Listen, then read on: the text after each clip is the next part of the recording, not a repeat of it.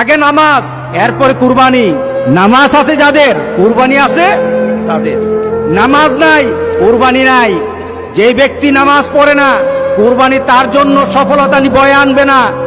নামাজ নাই, কুরবানি হবে না তার। নামাজ ছাড়া কুরবানি হবে না। ইন্না আতাইনাকাল কাউসার ফাসাল্লি লিরাব্বিকা ওয়ানহার। নামাজ আগে, কুরবানি পড়ে। আর আমাদের সমাজে এমন মানুষ আছে নামাজ পড়ে না, কিন্তু লক্ষ লক্ষ টাকা দামের কুরবানি ছাড়ে না। এমন আছে কিনা বলেন? তার মানে কি?